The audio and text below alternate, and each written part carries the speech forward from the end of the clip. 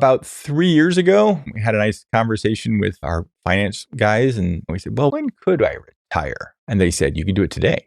And we said, oh, and that changes things when you realize this isn't some future potential thing. You could do this today. I built this space, which is in my garage, but it's a soundproof studio.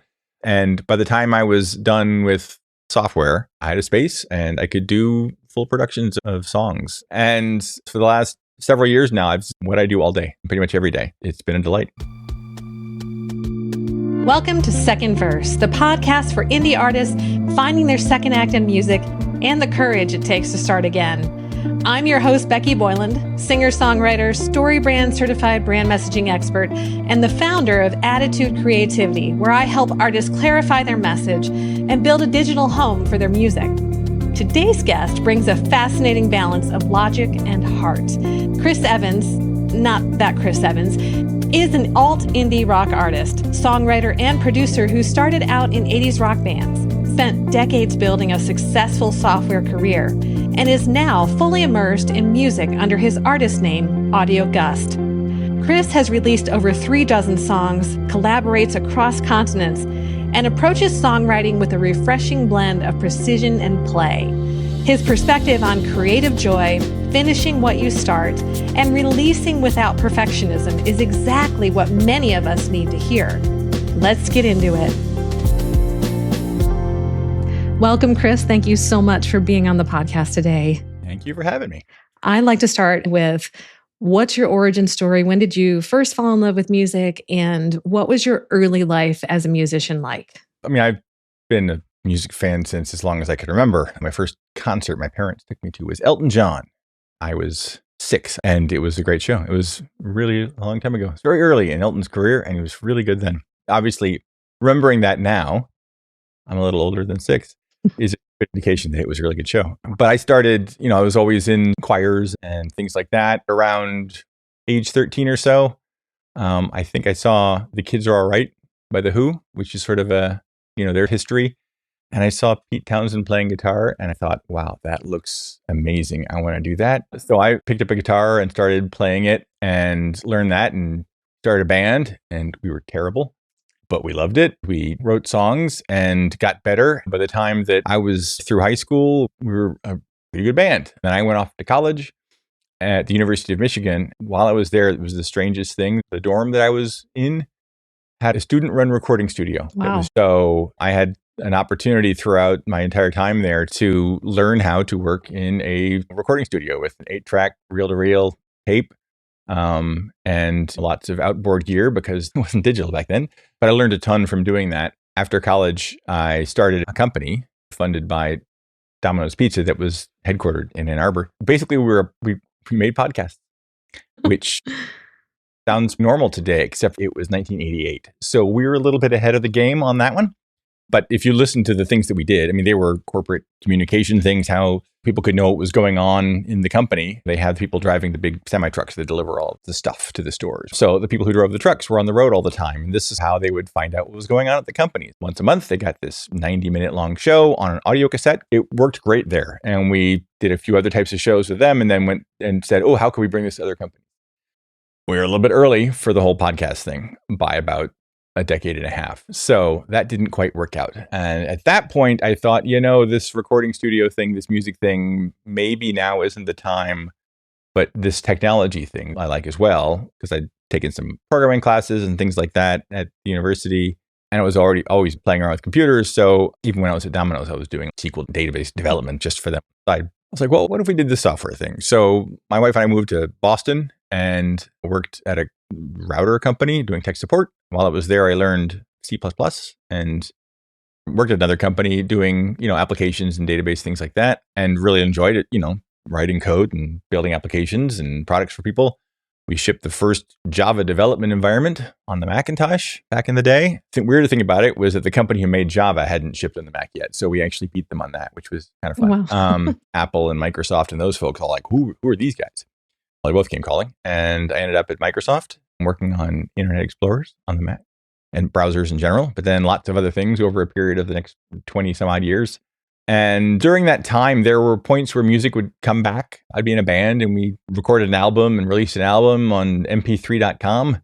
And, it was fun to do that. And then every once in a while, I would sort of check back in with what was going on in recording. Because even back when I was in Ann Arbor, before we went to Boston, I was writing songs and recording them, using one of these 4-track cassette recorders, which I used SMPTE on so I could sync it up so that I could have MIDI going through my computer. And it was this, really weird, complex system for something as sort of simple as it could be back then. I wrote a lot of instrumental type songs then, and it was a lot of fun. But then, during the software years, it was occasionally playing guitar, being in a band for a year or two, but then not, and then coming back again and checking on what was going on in recording. And, I got a copy of Logic Pro back when it was a separate boxed product and you had to buy the whole thing.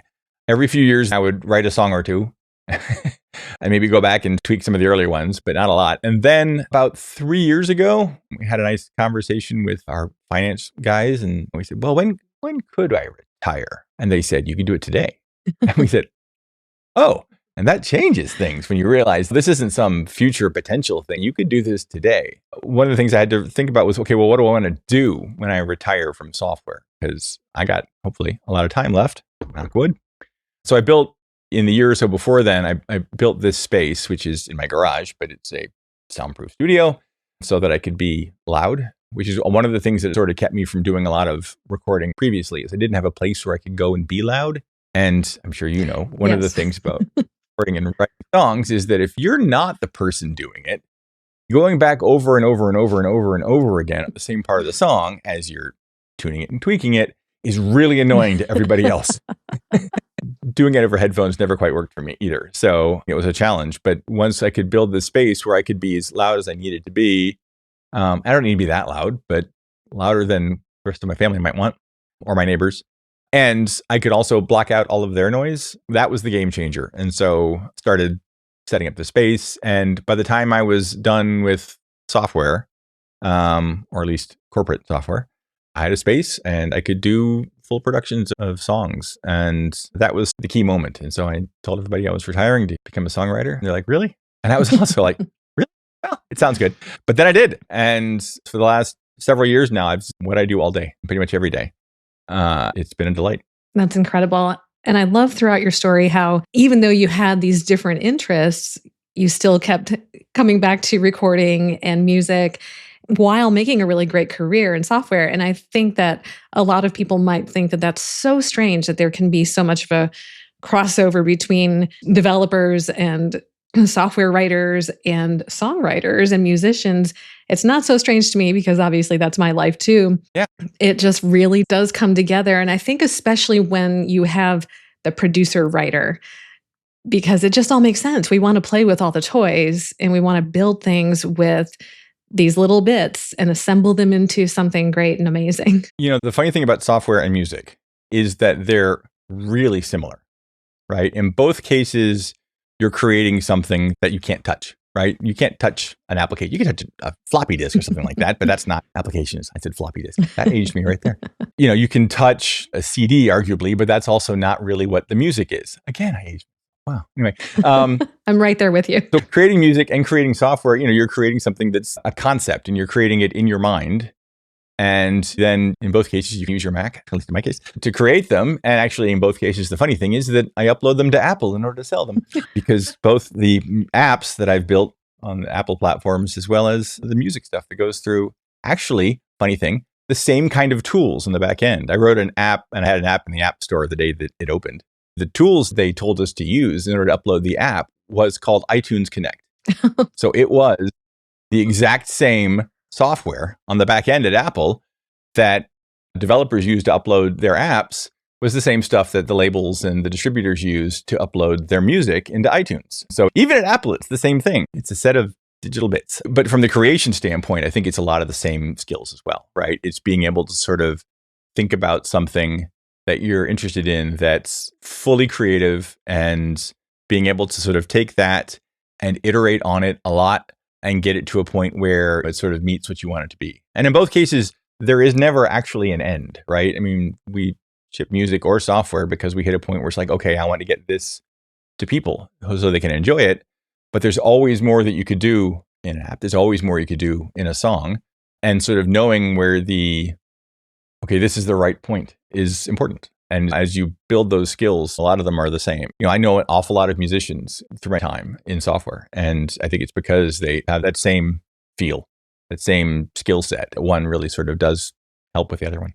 I see it almost as a tangible, even though it is very intangible until it's done. And then you do have this way to interact with it. You can either listen to it or you have an interface when it comes to software.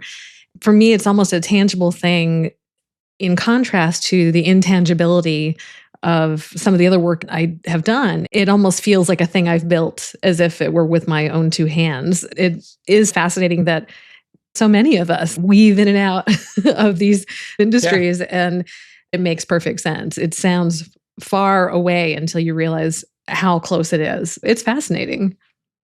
And so now you have your recording studio and you're working under AudioGust, which is your artist name, your producer name. What kinds of projects are you doing? And are you doing primarily for your own artistry, or are you also doing other projects for folks? A lot of both. So on the AudioGust front, first, I'm using the name AudioGust for those who maybe joined into this podcast thinking a different Chris Evans might be here, because an awful lot of us Chris Evanses. Obviously, there's the big Captain America actor, the radio guy in the UK. We're members of a little golf club up the street here on Whidbey Island, and there's another Chris Evans there. And when I first joined the Internet Explorer team for the Mac at Microsoft, which was like 30 people, there was another Chris Evans there. So I had to come up with a name that I could use for the artist stuff that was not used by somebody else. That's where the need for AudioGust for both my music and production. And so last year I had a goal to release at least one song every month as a way of just doing it, right? In software, we talk about shipping regularly. And this is the same idea of getting good at writing quickly, but also producing completely. I play all the instruments on all of my stuff and sing. And I had some songs with some other folks sing them, but I do all the different parts. And so it was a great year to sort of get good at shipping and figuring out how do we ship it and how do we or release it and how do you track that and how do you market it and all of those things. So that was a big chunk of last year. But the other half of last year was doing a lot more co-writing and producing with other people. I work with a lot of people in the US and outside of the US, a lot of folks in the UK and in Europe, writing and recording songs with them. I've mixed some albums for some local folks here as well. But the thing that I really love is the songwriting and producing. All of the songs that I release to AudioGust, I kind of view them as almost business cards for what I do and can do as a songwriter and a producer. Here are the different types of things that I do naturally. Here's some work with some other people that sort of shows other skills in different genre directions, be it dream pop synth songs that I do with a woman named Carmel, who's in Poland, who's amazing. And we have her second song coming out soon. We've got a couple more of them, almost done. I work with some folks up in Canada writing a whole bunch of country type songs and a bunch of folks in the UK. It's been great learning with them because we're all in the same boat figuring this out. And the things that you can pick up by doing collaborative work, really help me grow and help me learn some different things and figure out what it's like to work with other people in all elements of production as well as in writing. And it's fun to see how each one's a little bit different. Working with other people, you get the benefit of the experiences that they've had, as well as their genre tastes and interests. It really does start to stretch things. And then, of course, there's that community that is built around that. There are so many amazing artists out there that are doing like we're doing at this point in our lives, trying to just do something new and fresh. And there's also plenty of audience for all that we have out there. We just need to find them and help them find us. Yeah, that is the trick, isn't it? Is finding your audience. And the thing that's, I think, was really useful for me to figure out is that no matter what you do, no matter what style of music you create, if it's something that you actually love when you create it, that audience is out there. It could be the weirdest thing in the world. And it might be hard to find that audience because, they may not be huge, but they're out there. If you really love the music you created, then other people who have a similar music experience developed through a lifetime of hearing music at every, good and bad moment in your life, all of that sort of builds up this ID in each person's head of what it is they love and why they love it. And the odds that any particular person likes a given song are actually really low. Because if you think about how many different styles of music there are and how many different cultures, the vast majority of the music I know is very Western focused. So US and Canada and UK and Australia and things like that. But there's so much French music, Russian music, Chinese music, and every different culture has their entire history as well as their popular music. And so the odds of them liking, anybody in the world in particular, liking what I do are arguably small because they have interests that I've never even heard of or thought about. But they're there in probably all of those places. And just looking at my numbers on Spotify, which I do every single day, is fascinating. Why is that song popular in Portugal? Yeah, I know, right? It's neat to know those things, right? Or you see, some radio station in Argentina is playing some of my songs. And then I start seeing Shazams from Argentina. And I'm like, that's the coolest thing in the world. I get a email every week from Apple Music and it tells me how many Shazams there are. And usually the number's pretty dang small. But every time I get one, it sort of tells me also where were the cities that people Shazammed me. And it also tells me where was my radio airplay that week. And you can see this great correlation of if you're getting some play in some city, then people start Shazamming it as well. But just to me, that moment of someone Shazammed it is that's this huge step, right? Of a person not only heard the music, but then decided, wait, what is this? I'm interested in this enough. Actually take their phone out of their pocket and push a button and hold it up, which isn't hard, but it's that's the level of interest. Something that I did provoked physical action by somebody to be curious about it. And that's huge. They're self-qualifying and saying, I want to know more. I want to hear this again. Maybe I want to find out what else they have available that I can listen to. And I think the really huge step for us as artists is to go past the point where we think that the song is our product. And the reality is we are the product. They want to get to know us, build that community with us, and also then be kind of led by us towards something that they're passionate about. Once we sort of cross over to that point of, no, I am offering something that is beyond just sonic. And that obviously is a huge part of it. There needs to be a coalescing around that art. But beyond that, they want to know more and we have more to offer. That's the part where the artist can find community and begin to brand and market themselves in a way that isn't just about numbers, but about outcomes and doesn't feel unnatural because it really is community building at its core. Yeah. And a lot of the community, you rarely actually know who the people are. You don't get their stories. It's sort of a one-way street in an awful lot of the cases. So it gets a little lonely writing songs. And that, to me, gets back to you've got to write things that you love.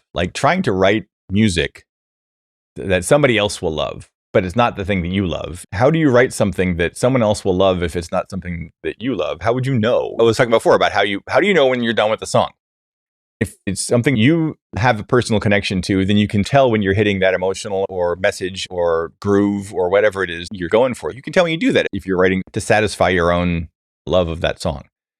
If you're trying to write something to somebody else's likes, be it to a sync brief for, the charts, or I'm trying to write for some artist who I don't actually know and they're not part of the process, it's very difficult, nearly impossible, I would argue. But the problem is that you can't tell when you're done. You can't tell when you get it right or get it wrong if you're not judging by, do you love it? But if you're writing something to really satisfy your own, I want this song, I want to listen to this song a lot, then you can do that, right? Then it's a different problem of finding your audience rather than writing something that someone will love. But you know that if you find that audience, because if you truly do love it, they probably will too. And then it becomes, I think, a process of doing it a lot. The music industry is very much a numbers game. I mean, there's not a single record, even of all the ones that have been streamed billions of times, that was enough. It's great and it's wonderful when you have that moment. Then even for those folks, it's what's your next one? If you can get to the point where you keep doing it, not because someone's yelling at you saying you need your next song, but because you're like, this is just what I do. I love the creative process. I love those moments when a song comes to you and you're like, where did this come from? And I also love, though it's a little more challenging, the times where that doesn't happen and you're like just, banging your head over this last line of the chorus that is just not working yet. But when it's there, you're like, okay, it's there. We'll be back with more after this break. The second verse is sponsored by Attitude Creativity. Many indie music artists don't have a website that grows their audience and reflects who they are, so they get lost in the noise of streaming. Marketing and brand messaging with Attitude Creativity helps boost your brand and build a site that hits all the right notes. You want to be an artist who stands out from the crowd, and to do that, you need your music to be heard. If your website doesn't reflect who you are or make an impact, you feel like a singer who's been handed a pair of drumsticks instead of a mic. You deserve a website and brand messaging you can be proud of, and that doesn't take time away from your music. As an artist like you, I understand how overwhelming websites and marketing can be. And that's why, putting on my other creative hat, I put my decades of marketing and development experience to work for you. You'll no longer have to apologize for your website. You'll look and feel like a professional with a custom story branded website you can be proud of. And right now, you can get a head start with my free downloadable EPK blueprint and start building your electronic press kit to promote your music. Head to attitudecreativity.com/blueprint to get your copy. That's Attitude, ATTITUDE, creativity.com/blueprint. Second verse is brought to you by Singing Straw. Oh, you caught me in the middle of a vocal warm-up. This is one of my favorite ways to wake up my vocal cords before a singing session or even a nice long conversation for the Second Verse podcast. It's the Singing Straw, a simple but powerful tool for straw phonation, a vocal technique that promotes healthy vocal cord closure in a gentle but mighty way to increase range and identify areas to work on. For me, it was key to regaining my voice after vocal cord paralysis. But you don't have to wait until a vocal injury to use it. In fact, I recommend that you don't. Make the Singing Straw part of your daily routine, and you'll be amazed what your voice can do. Check it out at secondversepod.com/singing straw.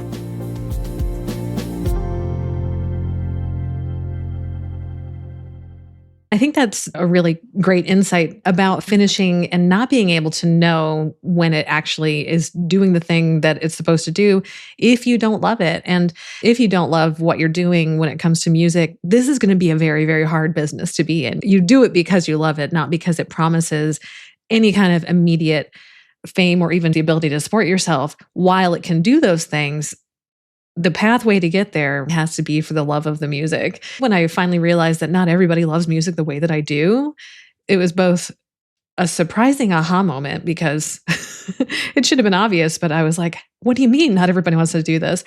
But it also made me realize why not everybody does do it and why I can't stay away from it because of the love of it. There is so much authenticity that comes from just loving what you have created. And then that continues to pass its way down to each new song and makes it even better and a greater part of your story, while at the same time letting you let go of it a little bit. Each one is not so important unto itself that you can't just let it go out into the world, which is a great part about releasing regularly so that you're always moving forward, always building your catalog, and never overly precious about each song as much as you love them. Yeah, that's a really important point too. I mean, there's so many people that I've heard about or talked to that are like, oh, I'm working on this song. I just want to get this song perfect. Once you write some more songs, no, I want to finish this one. I'm like, no.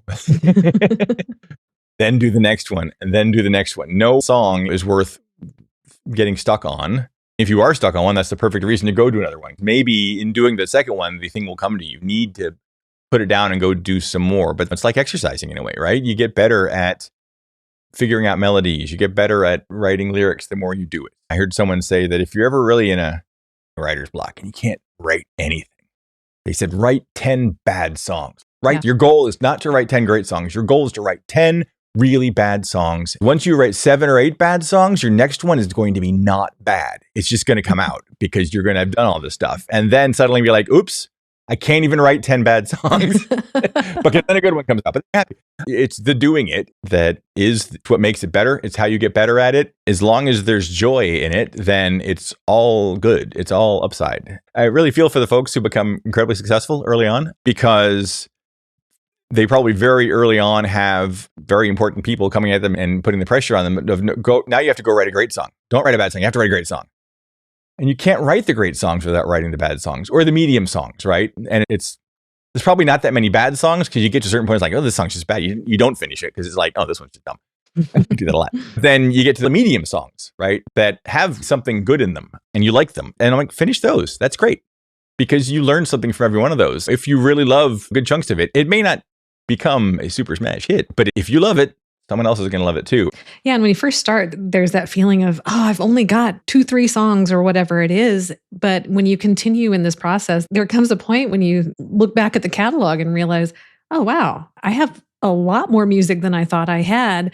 You do have more to offer those opportunities, but you also have markers in your growth and development and the things that you've learned along the way, so that each new one has this benefit of what's come before it. And I'm absolutely seeing that in my productions as well.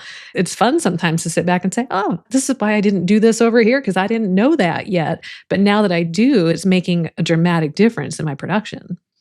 I love going back and listening to old stuff. Some of the songs, I'm like, I still love this song. Now, if I was mixing it today, I would make some changes. When I started working with the Songwriting Academy in the UK, I had just finished my first album. So I was like, oh, I could hold on to this and see all the things I learned and make these songs better. Or, and this is what I did, release it and say, okay, that album is the end point, the marker of the end of that era, right? Of me just all by myself with nobody else around. Then I know that now with the folks that I met there and the mentors and the songwriters, I was going to grow in some direction. Rather than try to keep working on those songs, they were complete. I would put that out, and that would be that moment. And the next chunk would show some growth. I go back and listen to that first album now. None of those songs have hit big numbers on Spotify, but a few of them, like this song, jams. And I've got one song that's, I'm trying very hard to sort of do this pop song thing. And it's like, that's not who I was at the time, or particularly am at the moment. I was sort of trying to do a thing. And I like some of the things in there, but it doesn't quite fit. I'm still glad that I did that. And I learned what some elements of some pop songs aren't in doing that process. And then I look at the things I've released since then. There's a number of songs that I did with folks that I still see as that was an inflection point for me, right? I wrote this, I did it this way, or I collaborated with this person. And, you know, it may not measure up to what I would do today, but all of them are things that I liked enough to do the effort of releasing them and finishing them and getting them out there. And so every one of these things is a step along the way. In fact, I'm just finishing up my second album now. And one of the songs, actually, I started with an idea over 2 years ago and recorded sort of the very first part of the track then. I didn't know what the lyrics were yet, but I just had this idea about a band that starts off being in a garage and not being a good band yet, but just having fun. And it follows them through growth stages in their career, from being in the garage to playing bars to playing big locations. The idea was the production of the song would follow them through those different things and shift during that one song from one spot to another. And when I started doing that, I don't think that I had the skills yet to be able to do that. But the idea was there. And parts of it, you know, were good, and parts of it were like, but that song is on my new album because I figured out what I wanted to say in that song and the additional parts I needed in production skills of how to sort of make that happen. That is such a cool idea. I really love that. Can't wait to hear that one, because I love when you can build on stories like that, and the way that you've processed through how you're going to do that. I can see the picture of it, even from you sharing what it's about. So that's so exciting. I love that. One of the funny things about that song is that I had to wait for an album to release it. I couldn't release it as a single because it starts out noisy. So they start playing the song and they screw it up and they stop. They're like, wait a minute, I got to start over again. Every time I hear it, cracks me up. I think it's hilarious. But on Spotify, you know, if you're going to skip in 15 seconds, you're going to skip this song. Right. It's going to end up on Fallon's do not listen list. If you're listening through an album, you're committed to the same person for a while and seeing what they have to offer in this context. And it's part of the overall story arc of this album. And that's an important element of what the story arc is. But you need the patience to get past that. It's not long, honestly. We get to the hook pretty quickly. The hook is, I'm singing this song with my whole heart to the lawnmower is the first chorus. The second chorus is to the bartender. And the third one is to the whole world. If you were on some miscellaneous playlist on Spotify, it would probably get skipped a lot. Right. Because an album really is a different kind of relationship. And you've earned the trust that they'll stick with you to hear through what you're trying to say before they critique it. By that point, they're invested enough that you can get through that whole story. So yeah, that's why the album and the single are still both really important parts of the whole process. I have all these memories of listening through certain albums over and over, and the ones that you really are committed to. And they always will have this very strange deep cut that sometimes is the best song on the album, but would never make it as a release. Right. And some songs, yeah, it takes listening to it 4 or 5 times. And I don't write party songs. I don't write, ooh, ooh on the dance floor kind of things like that. Right. I like to say something, usually multiple things, and to be able to sort of have that sort of, you can listen to it the first time and go, okay, I see what this is about. And then you listen to it the 4th or 5th time, you're like, no, wait, I think it's about something different. And sometimes that's intentional that I start out with. And sometimes the song comes out that way. I don't know it's about the other thing until a little bit later as well, which when that happens is actually kind of delightful. It's sometimes surprising too. I mean, I wrote a song that's out now called Pick Me Up. The hook is, I came in for a little pick me up and I just can't put you down. And I thought, oh, here's a person, down in their luck, going to a bar, needs a drink and whatever. And I wrote the whole thing and was playing it for my wife. And she said, the Italian word for pick me up is tiramisu. That's what that means. And I was like, oh, okay. And it's because it's the coffee flavor in there that, sort of the pick me up. And then I looked at the song and I said, oh my God, this song is a love song to coffee, actually. And there was like one or two little lines. I'm like, okay, that one isn't. But if I change the line in this way, it still has potentially that meaning of, oh, you came in and liked the server or somebody in this restaurant. But you could also then go, no, wait, it is the coffee that this person actually is. I really like it when a lyric can have both of those be true. Like the song Closing Time, that arguably is about a bar closing and everybody should go home right now. But it's also about having a kid. And those are two very different. But it is literally about both of those things. I really like it when someone can create something that does both of those things. Sometimes when I was getting feedback on songs, people were like, this song is unclear what this thing is about. And I'm like, it's about this. They're like, people have to know that immediately. And I'm like, I don't agree with that. But in certain genres, in certain cases, that's probably true. I just don't buy it personally. So I will always sort of try to make sure that when I'm saying things, there is more to it. I really like it when songs have more for you later as well, right? It's not just you listen to once, you've gotten everything that you're going to get from the song. And by the way, there's nothing at all wrong with songs that do that. I just don't like writing them as much. When I'm trying to write lyrics, it's often something along those lines of how could I say this in a way that means this, but ultimately could also be this other thing. And sometimes I get myself in trouble with that too, where I just like write myself in a corner where in the end the song is almost about nothing. Okay, those are the ones that don't quite work. And people give me that feedback too, and I go and sort of try to clean those things up. That's the interesting thing of how do you say something, and how much are you going to count on people coming back in order to get the rest of it. I really agree with you too on you don't always have to give away every last little detail when you are writing a song and explain everything so much, because I think the most important part is if you're creating an image and a path for the listener and they can fill in the rest. Not to say that sometimes they can't be very specific, especially if it's truly a cohesive story, but I do tend to write more that way. But one of my most recent singles, I intentionally made it ambiguous, and it can be very clearly seen in two totally different stories. The fact that they're not clarified enough means this really could be any story.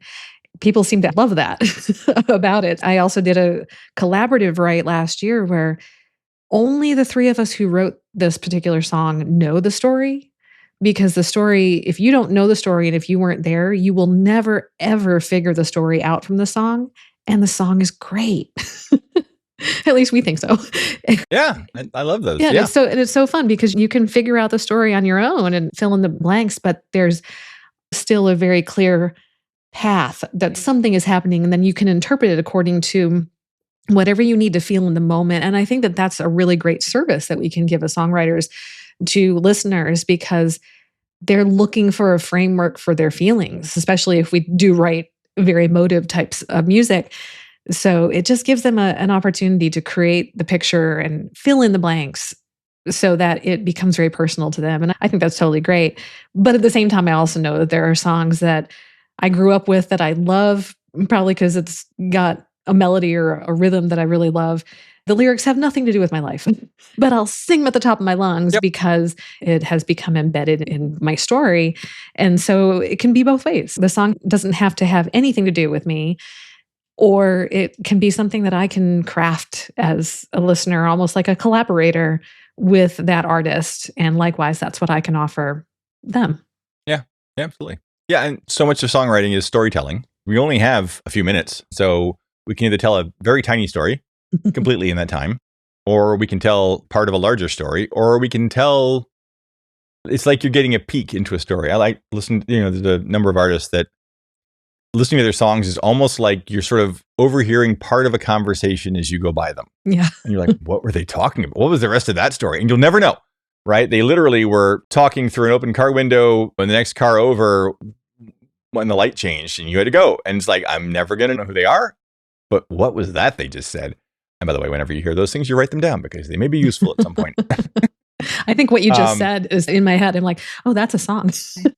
Yeah. But, being able to give those little moments, there are songs until we put them out there. And at that point, we experience them like everybody else, right? We are fans of the things that we put out once they're out there, because you can't do anything more about it. You're not the creator anymore. You're the listener again. And they're in the same boat. Once it's out there, it doesn't matter what you intended. It's how it lands with the folks who listen to it.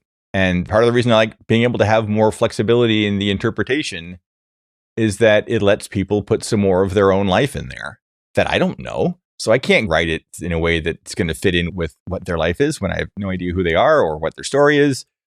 But I can write it in a way that leaves space for additional interpretation. And there's enough mood or enough of the story that's there that puts you in the right place, at least for the person who does need it. And if the people who don't, it's just not for them. And that's okay. I mean, I love a good emo song. I also love a really good angry woman song. Both of those are just, I love writing with people on those, and I love just listening to them. And a lot of songs that I write are sort of from that emo perspective. That's not actually my lived life, right? A couple songs in the new album, they're like, that's not actually me. But putting myself in those shoes, empathizing and trying to get myself into, well, if this was them, how would they feel about that? And what would they say? And why might they leave a person who's trying to just help them? It's because the pain they feel is the only thing they know. And so if you're trying to solve that, I've got this song called I Like Falling Down, which is on the new album. It's that person, right? They're leaving a person behind who was literally just trying to help them. They're just trying to be nice about how they dump them, because it's like, I know what you're trying to do, but this is all I know. To fix this would be to sort of, as the line says, kill the only me I've ever known. It's not that they like the pain, but it is their life. For a person who's trying to tell them they can't do that anymore, or it's not okay, or they're not allowed to do that, it's like, I don't know anything else. You can't take this from me. Yeah. Even though it makes me miserable and would make you miserable, it's my life. It's what I know. And it's everything I've done. It's really nice to be able to put yourself into that position and sort of become that person in a way without having to always be that person. But it's so ripe for emotional connection. And then I'm sure there are people out there who they're going to be like, how did you know my story? Are you listening in on my thoughts? Yeah. Not. I did work on the internet web browser. It's a great way of telling stories and of trying to say things that people haven't already said. And you have a really cool one-liner to describe your music. Hooky anthems for disenchanted optimists. Yes. Well, it was funny because it made me think about what mine would be. And mine would be cinematic anthems for realistic dreamers. Okay, yeah. It's just the other side of the person's brain. Exactly, yeah. Because I still want people to dream, but at the same time, dose of realism is very helpful and very on brand. Yeah. And I've always been very optimistic, but in a way it's okay, we can fix this, right? It's a software thing, it's a music thing, it's a life thing. That's okay, we'll fix this. Folks in my songs never give up. They don't always get there. But there's always maybe if I change this, what am I doing a little bit differently about it? I just love that element, right? That things aren't great, but they're also not over. So what do you do then? It's almost a formula for an AudioGust song in a way. It sucks. This hurts. Some big moment about that. And then a bridge of, but maybe if I, and then a chorus that shifts just ever so slightly.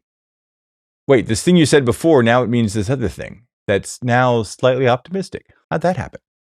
There's my formula for an awful lot of the stuff that I've done. But I love that idea. My daughter, on my 50th birthday, wrote a little description for me. It was very sweet. And I think she used the phrase relentless optimist.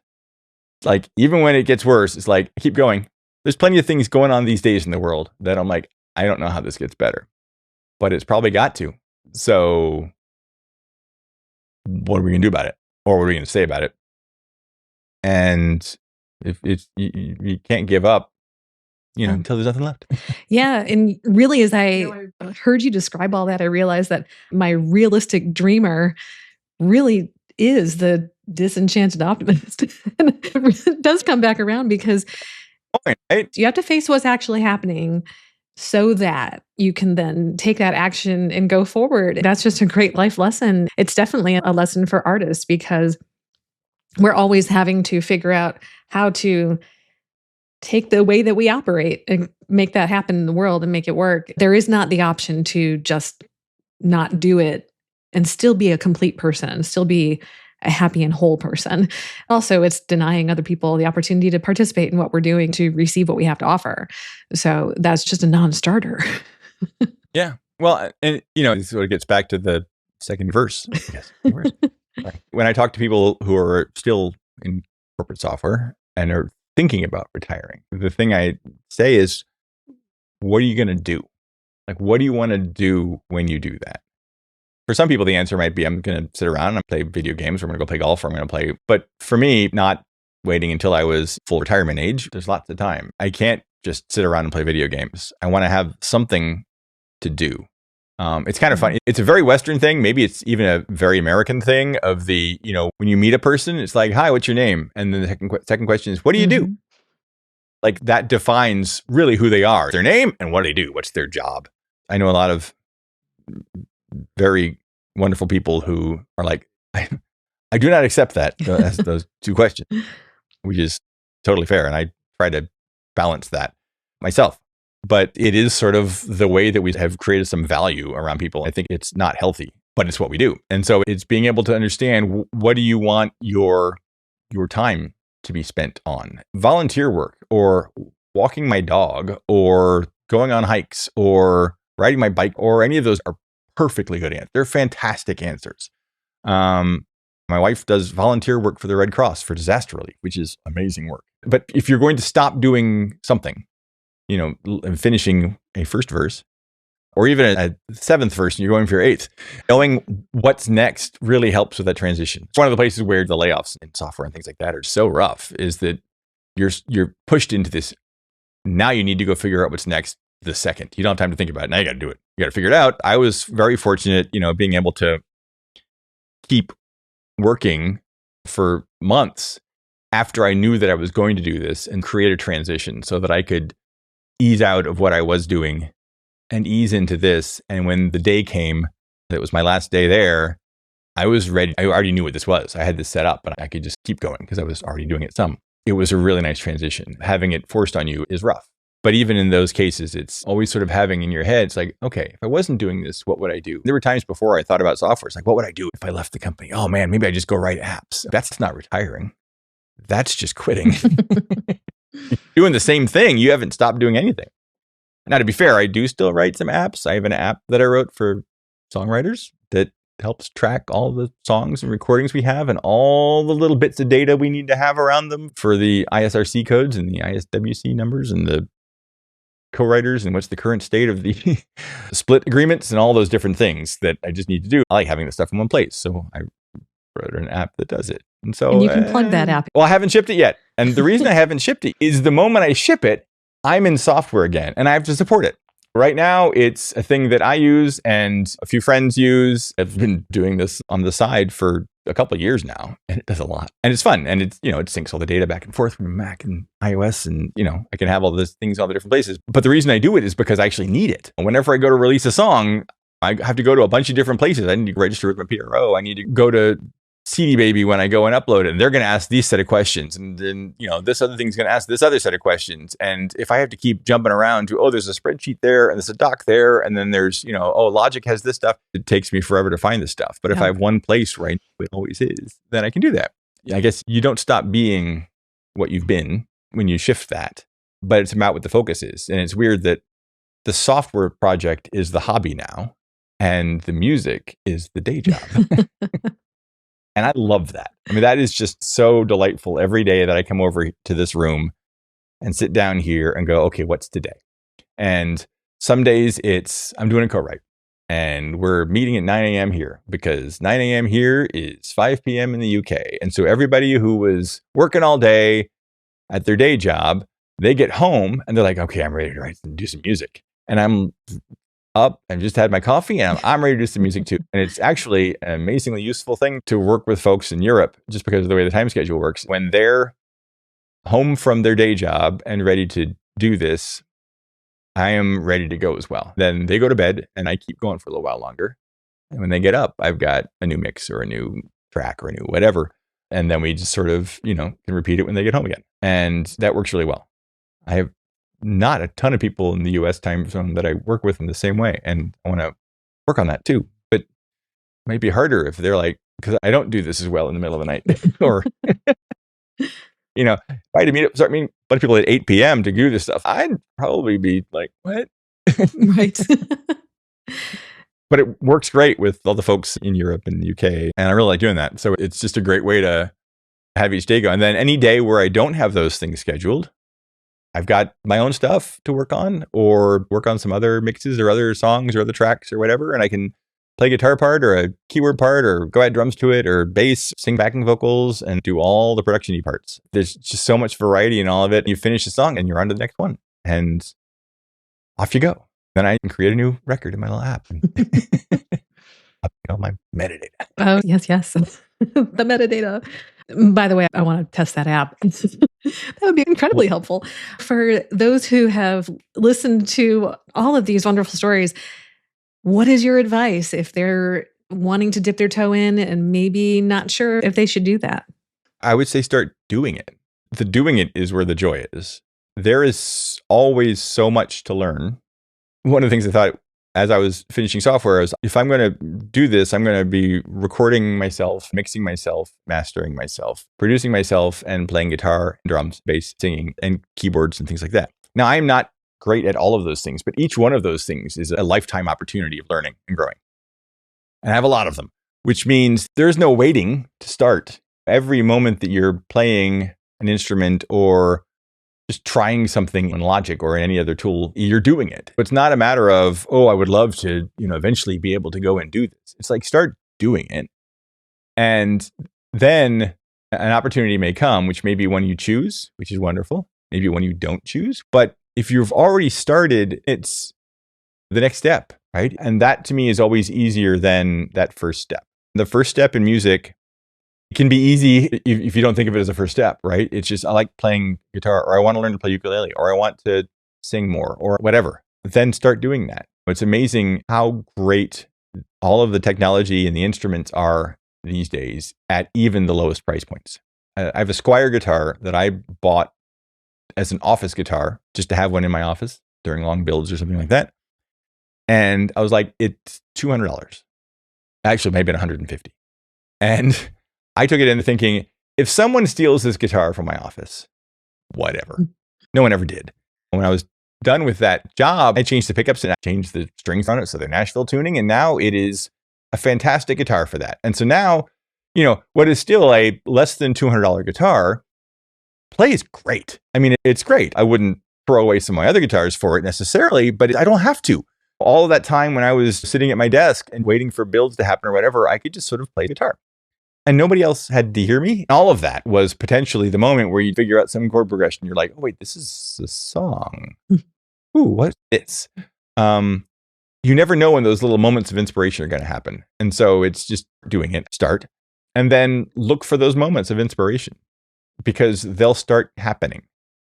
The funny thing I've sort of figured out, or I think I figured out about inspiration is that when it comes, you need to be open to it, right? You need to be ready to listen and you need to do something about it because if you don't, it'll stop coming. And that's actually the theme of my second album. Half the songs on the album are about that. And the other half are songs related to what the first songs were about. For me, it's 3 a.m. when some idea pops in my head. And I'm like, oh, that's actually a pretty good idea. Okay. And then I keep sort of processing in my head. And at some point I'm like, okay, I need to write this down. My phone is next to the bed. And if I got some line or a phrase or a verse or whatever, I can pretty easily go over. It's in dark mode. I can go type the thing in and then go back to bed because I did something about that. And the next day I can go, okay, was that any good or was that terrible? But those moments come at the point when you're not thinking about it. They come at some moment where you've got something else in your head. So it might be, for me, it's 3 a.m, but for someone who's working in software, it might be in the middle of some meeting where they're talking about whether we're going to ship this thing or not, or in some design review where because your brain is focusing on this very different thing, that moment about that song or that lyric has a chance to go, oh, by the way, this, like that part of the brain that processes when it's not being focused on, which is what inspiration actually is. It's those little bits of your brain that you're waking up. If you start, you're basically just developing those elements and they will start talking to you. If you wait for the perfect moment for that to happen, you're losing that time on developing it. So the big thing is start doing it. And I think the second thing is make sure you keep enjoying it. Don't make it the part of the thing that you hate where it becomes a job that's just miserable. For all of us, there's something we're like, I don't like doing that part of it. But, there needs to be enough of the fun part. I did write an article once called Oh Cool Moments. It was for software, but I think the same thing applies to music. The thing that actually drives software engineers isn't the paychecks. And they're nice, but it's not enough. It's not the team things. It's not some big challenge. It's those little moments when you're writing something and it works for the first time. And you're like, oh, cool. That worked. Neat. And that little bit of joy should power you through to the next one of those little bits of joy. A real burnout happens when the time between all those oh cool moments is too long. So if some process is broken, right, it just takes forever to get to the point where you can have that next little win, right? It's just a little moment of, hey, that thing I thought might work did work. And then you go to the next thing, it's like, that's broken, that's not working, and that crashed, why is this thing not, where is this bug? And then you find you're like, there it is. And that little moment of joy, it's like, okay, something good. And I get those now. I thought it was a software thing. If you do get those moments, you will find a way to keep going, right? There's that little bit of optimism that there is that next one. In music, there totally is that. There's plenty of times either there's some weird sound I'm trying to get rid of, or I'm trying to figure out what is the solo here, or what is this melody, or what does that lyric need to be? And a lot of the times it's like, not there yet. But when it comes, it is that same sort of oh cool moment. And it does just sort of keep you going. And the thing I love about music is they happen more often. And when they happen, they're just absolutely fantastic. Look for those oh cool moments and set yourself up to be able to get them more often. I love that advice so much. And I really do see that because I do have those oh cool moments in technology. But yeah, there's a lot more of them in the studio because there's a lot less phone calls and emails and text messages about this thing's broken. It can happen in the studio, but it usually isn't remotely the same. Yeah. If you start doing a lot of collaborative stuff with a lot of people, it's different if you're a professional recording engineer or a mixer. We'll have a lot of people coming back and saying things like what we used to call rock fetching exercises. And that's where someone says, get me a rock. You go get them a rock. You bring it to them. And they say, no, not that. It's like, what rock? And they're like, no, a different rock. You've not given me enough information to be able to do anything with this. And there's an awful lot of creative folks who they're like, I don't know what the answer is. I'm pretty sure that's not it. So go give me another answer. And those are tough because they're just saying no, but they're not giving you a hint to yes. So, that certainly happens in music in a lot of places. But the thing that's great about being your own songwriter, your own producer, your own guitar player, your own whatever, is that it's just you that you need to answer to. And that's why it's so important to love what you're creating. You only need to satisfy yourself. If you love it, then you're there. If other people don't love it, you can hear their feedback and maybe useful and make it better. I'll go and try that. And sometimes you're like, I do it. And I'm like, nope, didn't make it better. And sometimes it's like, oh yeah, that definitely made it. But that was my choice, right? To go and give that a shot. And it was my sort of opportunity to answer, is that better or not? And that I think is one of the sort of the keys to happiness in this, or probably any business, is that a little bit of empowerment to be able to say, like, what are we doing today? And as you're doing it, is this right? Or do I think I can do better? So with that, even when you're not doing well, you know it. You don't know what the answer is yet, but you know the answer's out there somewhere, right? And it gets a little frustrating, but now I sort of sit back and go, wait a minute, look at what you're doing. You're writing a song, and it's just me. Look what I get to do. And it's great. And so I love that element of it. So even when it's hard, at least it's hard doing this. And I sort of sit back and go, look what I get to do. It's really nice. Exactly. And I'm in a great place right now where I don't have record labels coming yelling at me, looking for my next big hit. I'll probably never get there, which is fine. But I've got some set of monthly listeners who like what I do. And so they come back and listen to it. And I get to keep doing this. And so this is the sort of great moment where it's all up to me. And there may be some point where that stops being the case. Maybe things will be different then. But right now it's here and I just love enjoying this. And I think for people who want to take that leap, then start doing it, because enjoy these moments. And you may not need anything more than that. That's such powerful perspective. I think that's a great way to wrap up what we're doing. So where can everybody follow you online and keep up with what you're doing and be ready for your next album? My next album. And a couple more singles before then too. So AudioGust, AudioGust. Think of singing as a gust of audio. So AudioGust.com is my website. I am on all of the streaming services as AudioGust. I am at AudioGust Music on Instagram and Threads. You can meet me at any of those places. Yeah, and there's, I've got Bandcamp and all the different things. But I think AudioGust.com is sort of the center point from which you can find where the newest songs are and what's coming next. And we will have everything in the show notes so that everybody can keep up to date. Thank you so much, Chris. This was so great to talk. This is great. I love what you're doing with this show. I think it's just such a useful thing. And so, such an empowering thing for folks to think about, oh, wait, I can do this. It's all within us to go and do it. And, it's when you don't need to make it something is when it becomes something. That's awesome. Thank you so much. Thank you. There is so much wisdom packed into this conversation with Chris. From building a second career around joy, to making space for inspiration, to remembering that done is better than perfect. I especially loved how he described hooky anthems for disenchanted optimists, because doesn't that describe so many of us in our second verse? Still hopeful, but grounded. Still dreaming, but doing the work.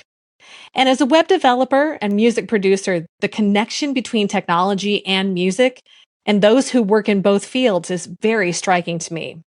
I wonder, what other jobs and industries you may have found connected well with music? Maybe you have a great story you can share at secondversepod.com/share your story. You can even leave an audio message and you might just hear your own voice on a future episode. Now, your artist action step for this week. Don't chase perfection, chase progress. Whether you're sitting on half-finished demos, unsure if your work is good enough, or still defining your sound, keep moving, keep writing, keep shipping. And if you're stuck on how to present yourself online or make your music findable and professional, I'd love to help at attitudecreativity.com. Please subscribe, leave a review, and share this episode with someone who's ready to write their next chapter. And now, stick around to have a listen to Here We Go Again by AudioGust. Good morning, my friend. There's something in the air I hear while lying in my bed. My eyes aren't even open yet, but I am not asleep, and the cogwheels are clicking in my head. Good morning again. The temperature is rising as the coffee's kicking in. Or maybe it's the Adderall. When I open up my notebook, words and phrases start to gel and we begin.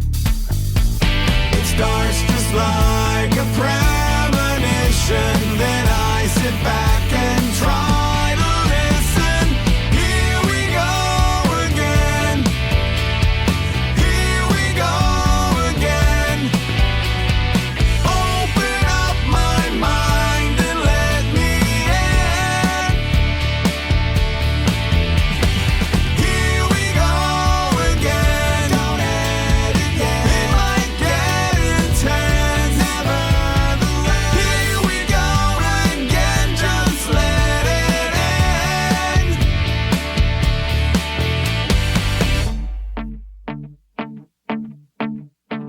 Keep going, my friend, and I will try to keep up as you enumerate the strands and piece together stories that you clearly comprehend, and I might just pretend to understand. I'm grateful, I am, when you drop by to visit, even when it's 3 a.m. You whisper rhyming secrets, then I race to not forget them, while I fear your visitations will someday end. It starts just like a premonition, then I sit back